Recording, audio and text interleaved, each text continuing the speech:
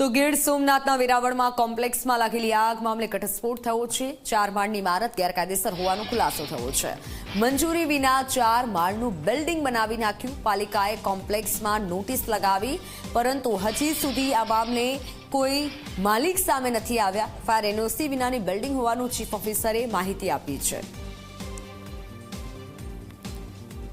ગીર સોમનાથના વેરાવળમાં કોમ્પ્લેક્સમાં જે આગ લાગી હતી ત્યારે હવે નવો ખુલાસો થયો છે।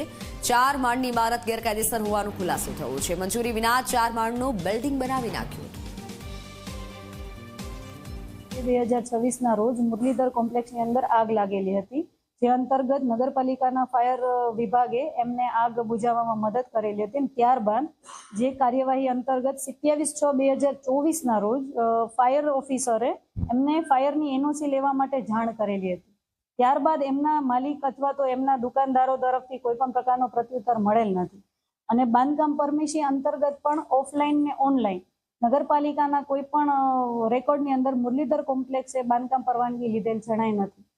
5/2/2026ના રોજ નગરપાલિકા દ્વારા તેમની નીચે જે બિલ્ડિંગ સળગી ગયેલું હતું તેમની નીચે એમના ધારકોને ગોતવા માટે નોટિસ ચીપકાવી દીધેલ છે, પણ હજી સુધી કોઈ માલિકે અમારો નગરપાલિકાનો કોઈ કોન્ટેક્ટ કરેલો નથી।